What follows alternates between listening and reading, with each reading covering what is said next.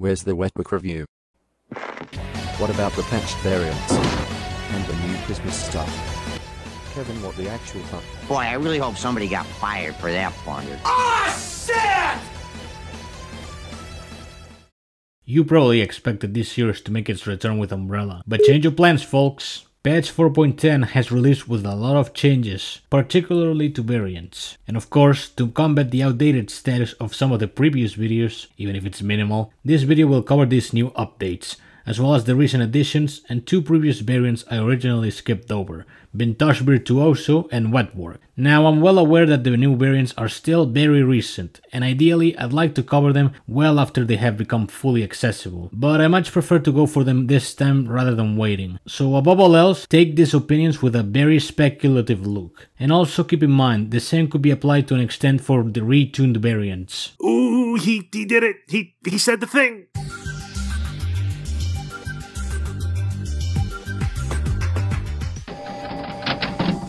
Might as well start with the variants I skimmed over, with Vintage Virtuoso, a good candidate for the best offensive big band, even though that's not saying much. Every 10 combo hits, he'll gain 1 precision stack, and landing a precision hit will grant Enrage and inflict guard break. This gives Vintage potential, as big band and guard breaks match fairly well and the precision can be put to good use on the right hands. For example, Tuba Tuba has exactly 21 hits, meaning the last hit will always be guaranteed to be precision. Of course, that means you'd need a lot of mirror for it, due to being a tier 3 blockbuster, so keep that in mind. But in general, really fun variant to mess around with and to squeeze mild utility out of. Oh shit, here we go again.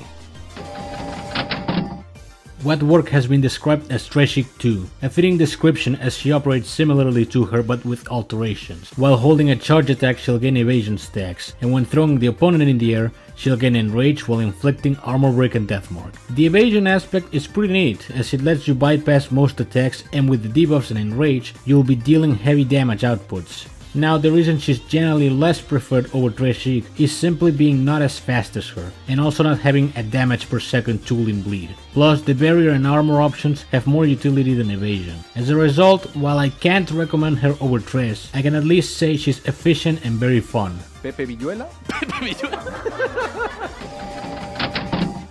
When it came to Valentine support, Scrub was no question the least good option available. And I'd still argue she is. Don't get me wrong, now that she heals teammates instead of just herself, she's definitely improved. But this makes it so you have to take Scrub to the field to later tag in somebody else. Compare her to Icy Hot, where she doesn't need to tag into the field, but will grant a regeneration stack to her teammates. And both variants heal the same amount. I'll give her credit on having a much better recovery tactic than before, but I'd still rather not advise her for early game. Oh man! The new Decrypted is quite the overhaul paired to her old version, only gaining bonus damage for each living opponent, as opposed to both living opponents and buffs equipped to them. The more interesting part of the new ability definitely is being able to steal buffs while inflicting weather each time segment mode is activated. It's a very interesting gimmick and an additional form of buff control, coupled with meter control for good measure, although it does clash a bit with Chaos Banish, the perennial best buff removal tool.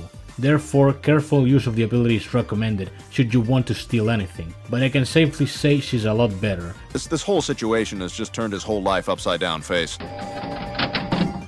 Of all the variants in the game, Rough Copy was the candidate for a buff that needed it the most. I'll say she hasn't become outstanding or must-have, hell maybe even not that great for early game either, but certainly a lot better. Rather than needing to lower your health below 50%, you now only need to wait about 5 seconds for the haste or slow to kick in. The element and character type conditions are still present, but having it not tied to health is a big improvement, so it barely matters. And while a single slow stack is still shit, at least it's tied to character type, whereas haste is to element, making it much easier to match. Her biggest downside, if anything, would be still living under Sketch's shadow, who is superior in every single way. But this small buff serves as a win. Intoxination.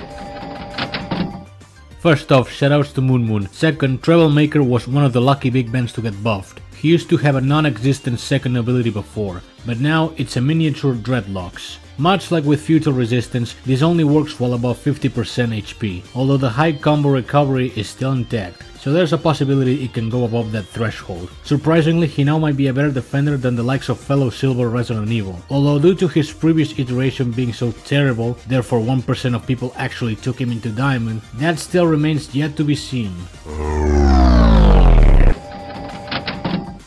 Blood Drive didn't have her ability changed that much, except for her frequency and method of activation. Instead of just being 5%, it now rose up to 15%, and not only do blockbusters convert the Blitz to Enrage, but special moves as well. In turn, this makes her a fair lot more do or die kind of variant, since Blitz are a lot more common, and it's safe to say she doesn't surpass Freaky Friday in utility, but she's at least passable enough. As a basic hard hitter, she can get the job done, but if you plan on using Blood Drive, handle her wisely.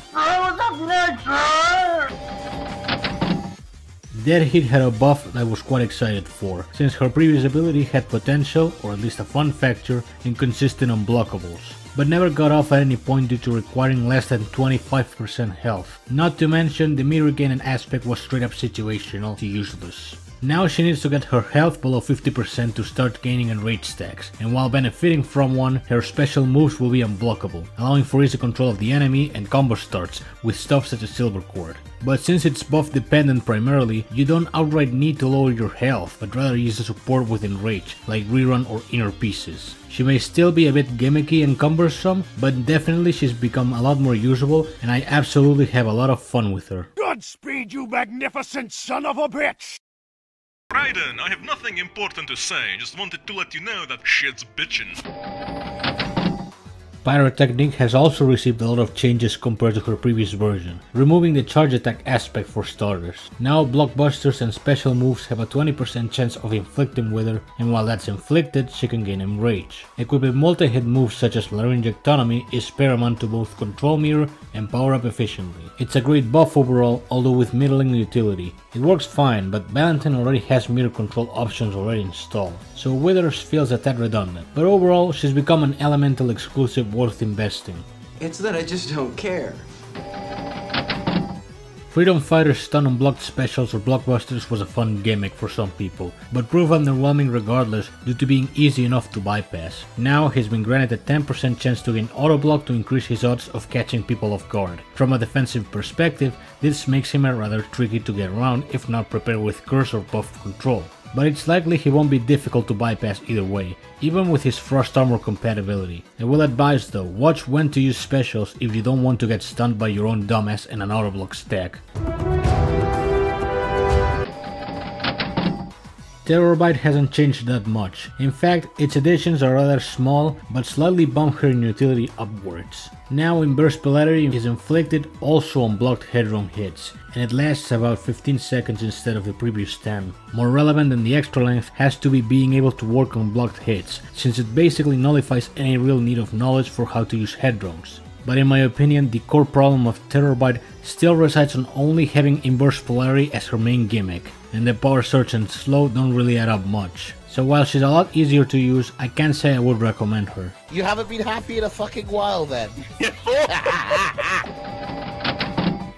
Mommy Dearest by far is the most relevant out of all the retuned variants, being granted considerable buffs. Rather than sacrificing 20% health for 50% meter on all blockbusters for specially used, she now sacrifices 10% for 35%, which considering the heavy regen added, she's capable of recovering more than what she'd lose. At least with one special, two would roughly even out. Last, there's the addition of a 30-second immunity along with blessing for each segment blockbuster used, allowing her to go debuff free for most of the battle. Needless to say, she displays a lot of good qualities now, thanks to the modifications and additions, and I look forward to see how she performs in the future. Call Comcast and tell them to fuck off. Some people consider Stalker still underwhelming despite the change to her meter drain, but from what I've witnessed, she seems to do pretty good now. Instead of just reducing the meter from the enemy while they're near the head, she straight up steals it for herself. It goes without saying that not only will you be controlling enemy meter, but simultaneously building up yours for more frequent blockbuster usage. Of course, since it's headless oriented, you will make the most out of her ability if you can control the character, and if you do, she'll now prove a fairly effective fortune to use. Yum yum yum yum yum yum yum yum. Kicking off with the new variants, we have Vector Protector, which is another silver miasma user, not too distinct from Gangrene or Chameleon Twist. But instead of relying on either corpses or dash intercepts, she uses special moves to gain armor, then converts all of the stacks into miasma with any blockbuster. It helps that Robo Fortune has access to a fair amount of close distance moves to make the most of the miasma, although she'll need a good special blockbuster spread for her to effectively stack as much armor as possible before converting it. It's a variant formula that we have seen before, but I guess that if it ain't broke, slap it on a couple extra silvers. Still don't own a Sega CD?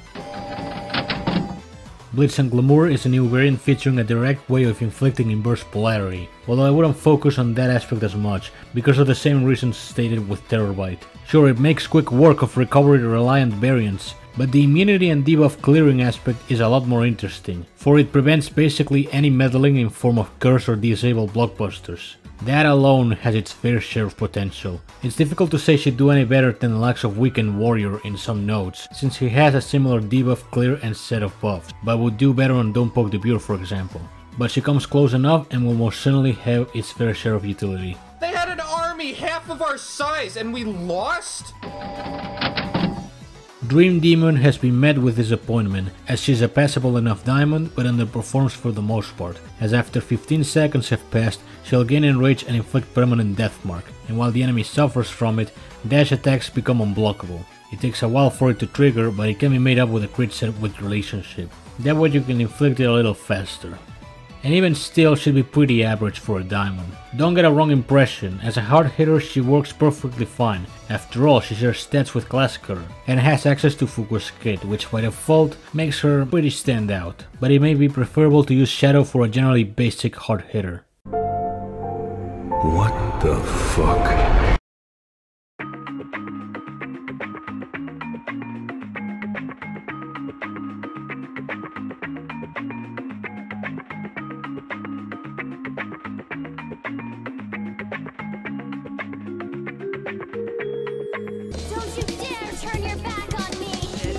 How the hell are we supposed to hear the TV with all that noise outside? No! No! No, it's happening.